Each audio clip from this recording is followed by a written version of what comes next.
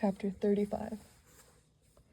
He did not leave for Cambridge the next day as he had said he would. He deferred his departure a whole week, and during that time he made me feel what severe punishment a good, yet stern, a conscientious, yet implacable man can inflict on one who has offended him. Without one overt act of hostility, one upbraiding word, he contrived to impress me momently with the conviction that I was put beyond the pale of his favor. Not that St. John harbored a spirit of unchristian vindictiveness, not that he would have injured a hair on my head if it had been fully in his power to do so.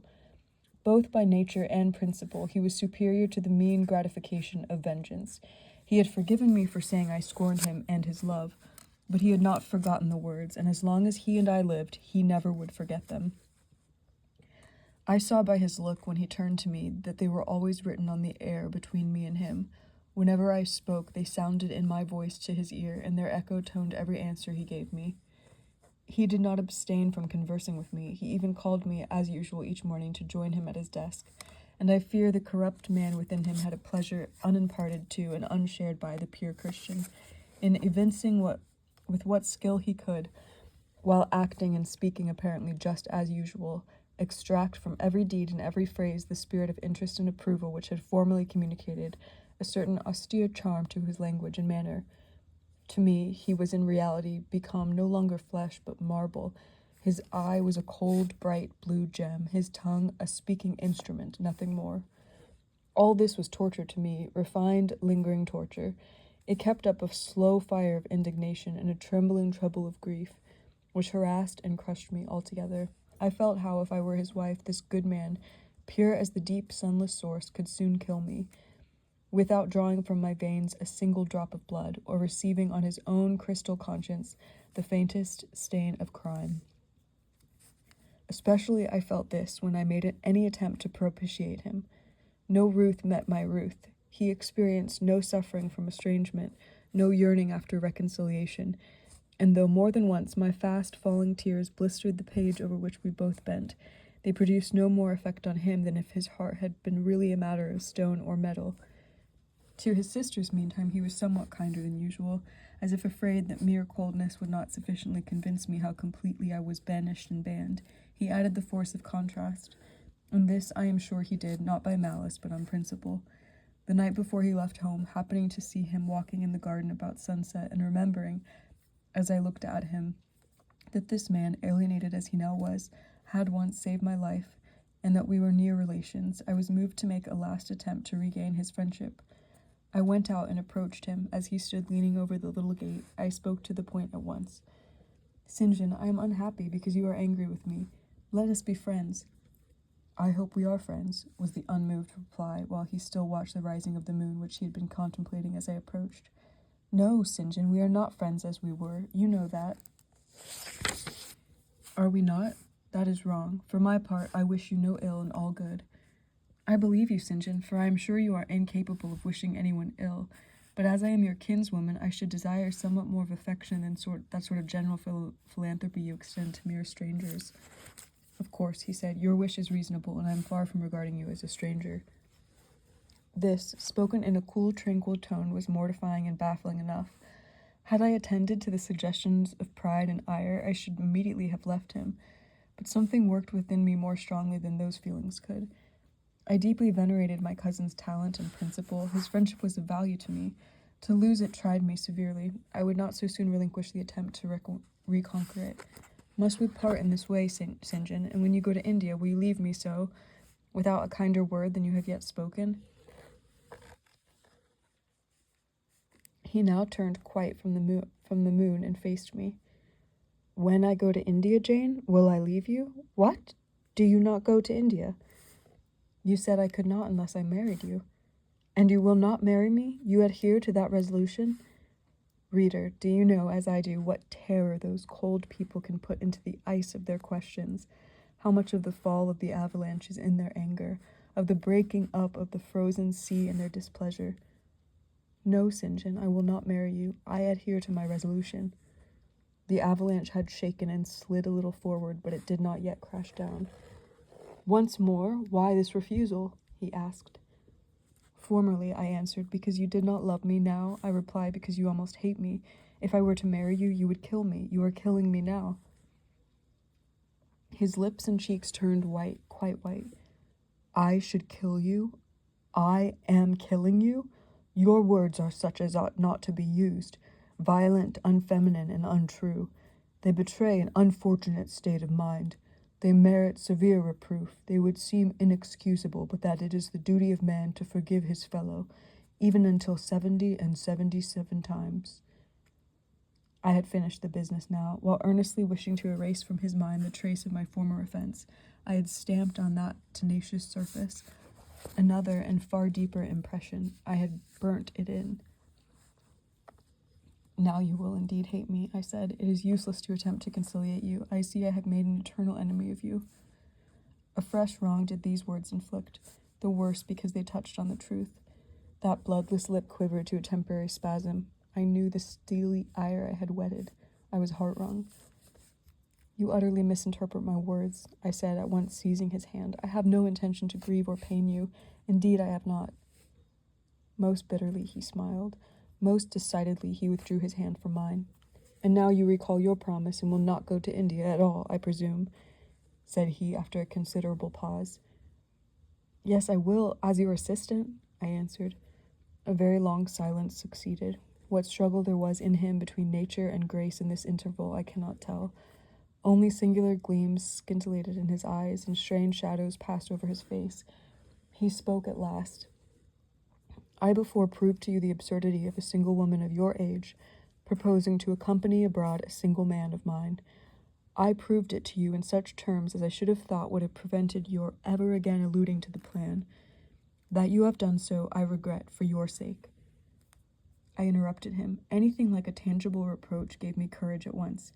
Keep to common sense, St. John. You are verging on nonsense.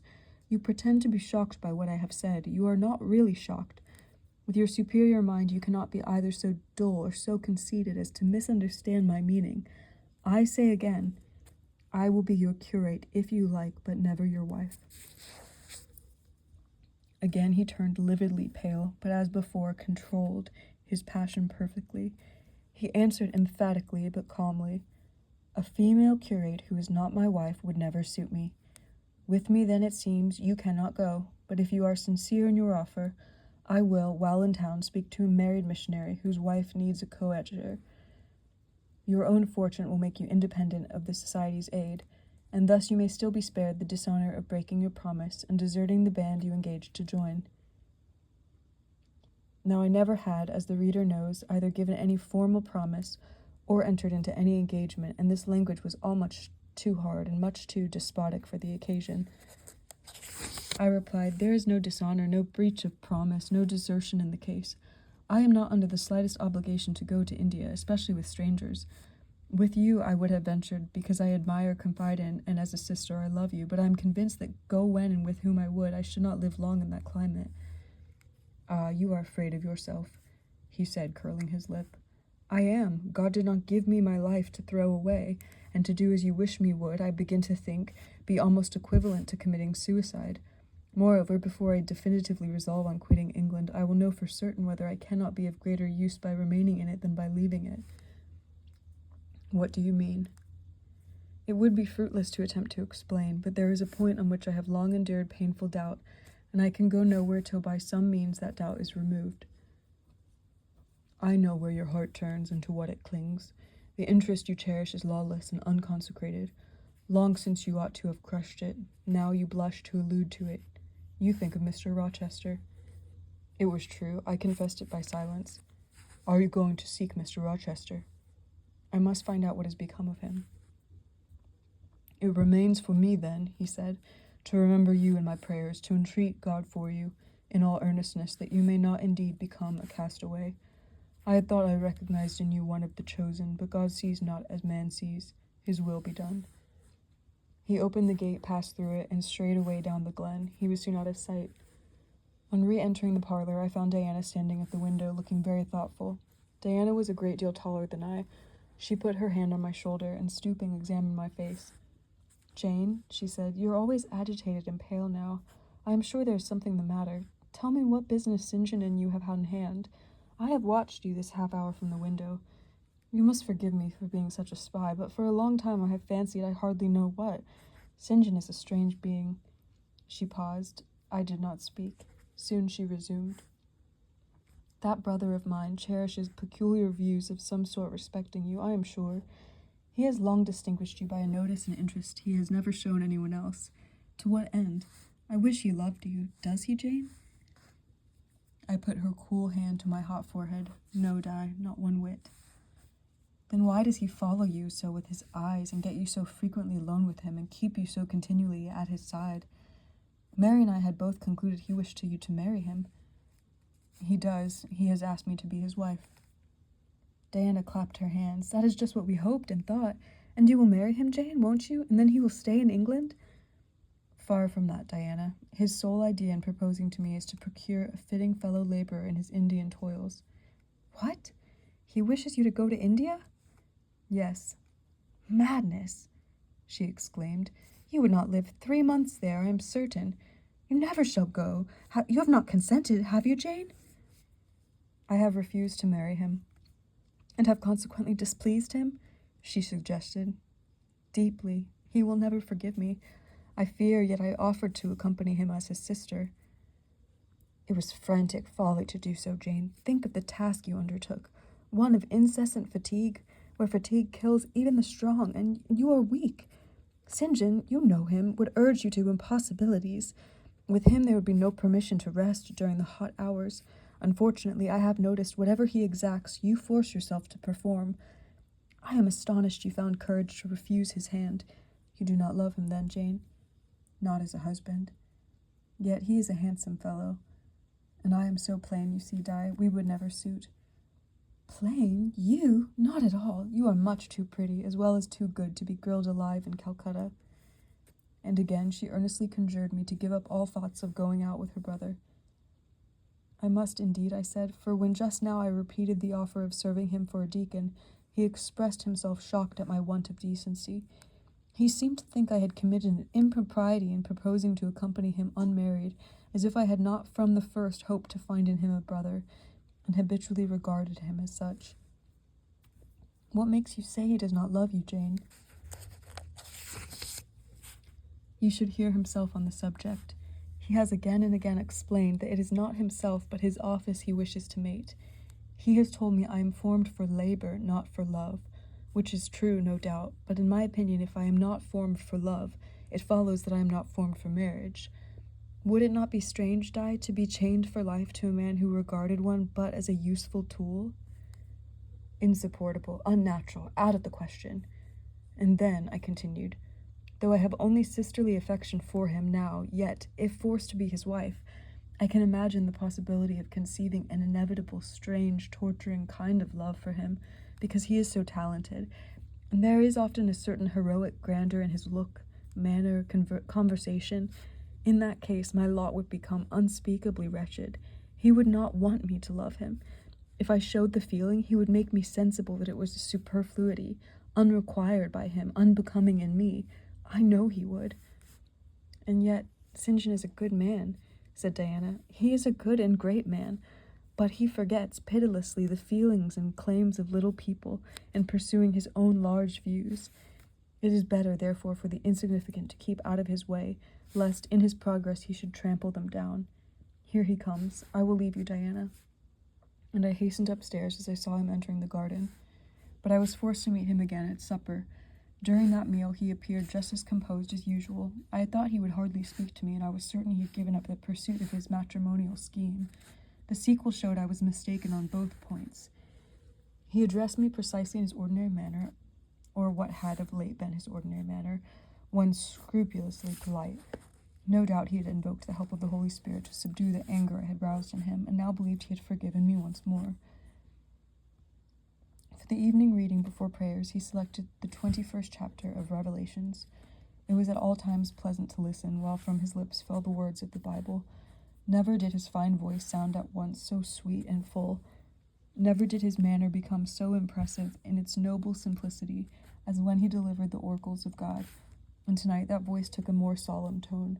that manner a more thrilling meaning. As he sat in the midst of his household circle, the May moon shining in through the uncurtained window and rendering almost unnecessary the light of the candle on the table, as he sat there bending over the great old Bible and described from its page the vision of the new heaven and the new earth, told how God would come to dwell with men, how he would wipe away all tears from their eyes, promised that there should be no more death, neither sorrow nor crying, nor any more pain, because the former things were passed away. The succeeding words thrilled me strangely as he spoke them, especially as I felt, by the slight, indescribable alteration in sound, that in uttering them his eye had turned on me.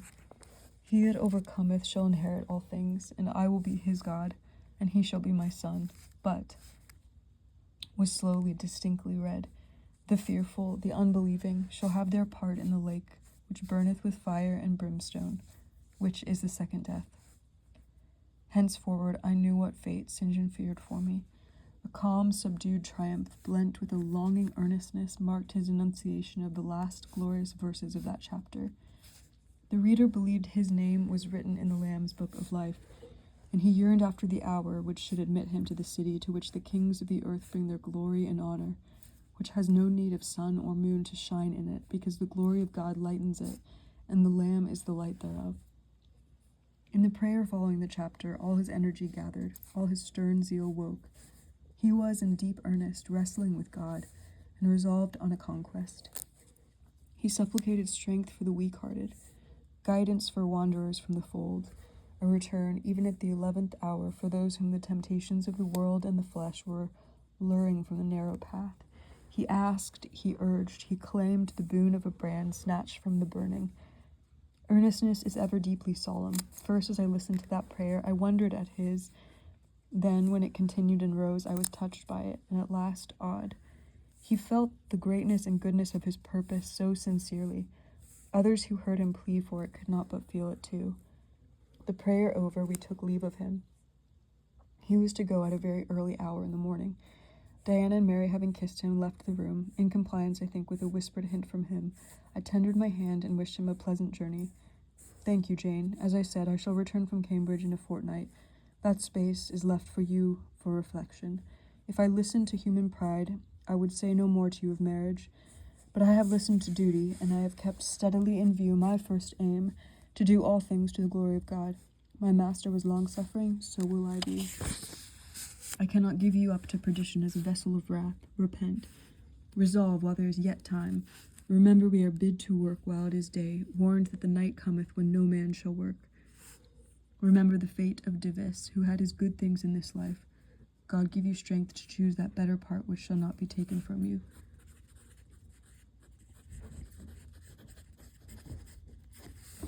He laid his hand on my head as he uttered the last words. He had spoken earnestly, mildly. His look was not indeed that of lover beholding his mistress, but it was of a pastor recalling his wandering sheep, or better, a guardian angel watching the soul for which he is responsible.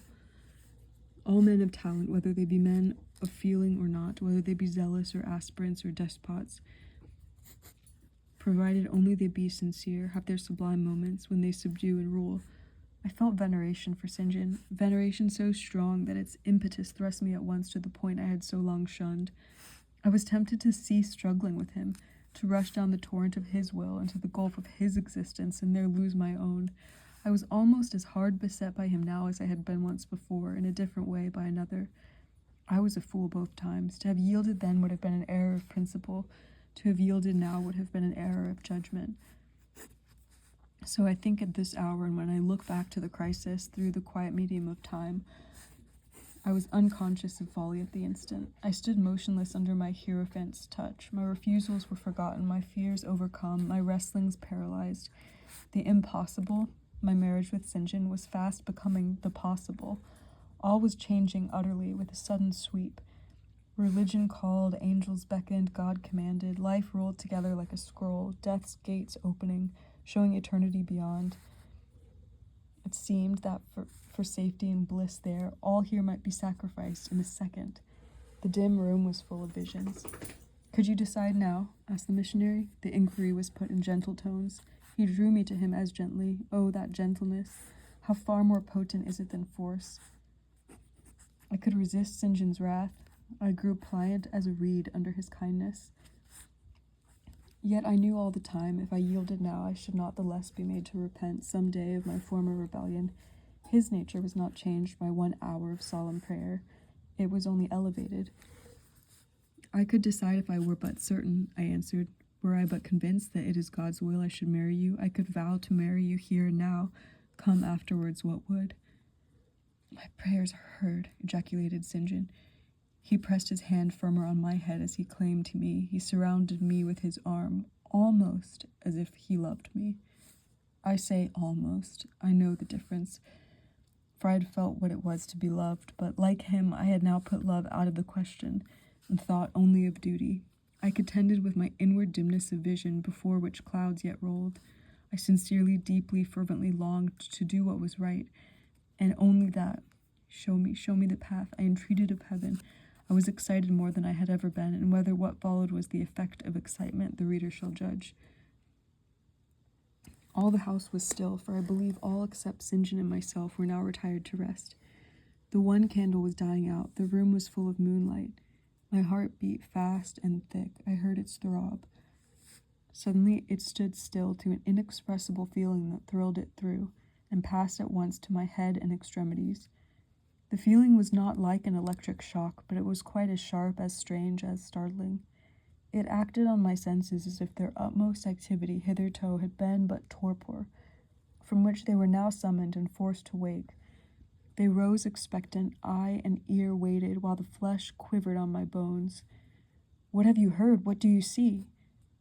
asked St. John. I saw nothing, but I heard a voice somewhere cry, "Jane! Jane! Jane!" Nothing more. "Oh God, what is it?" I gasped. I might have said, "Where is it?" for it did not seem in the room, nor in the house, nor in the garden. It did not come out of the air, nor from under the earth, nor from overhead. I had heard it, where or whence, forever impossible to know. And it was the voice of a human being, a known, loved, well-remembered voice, that of Edward Fairfax Rochester, and it spoke in pain and woe wildly, eerily, urgently. "I am coming," I cried. "Wait for me. Oh, I will come." I flew to the door and looked into the passage. It was dark. I ran out into the garden. It was void. "Where are you?" I exclaimed. The hills beyond Marsh Glen sent the answer faintly back. "Where are you?" I listened. The wind sighed low in the firs. All was moorland loneliness and midnight hush.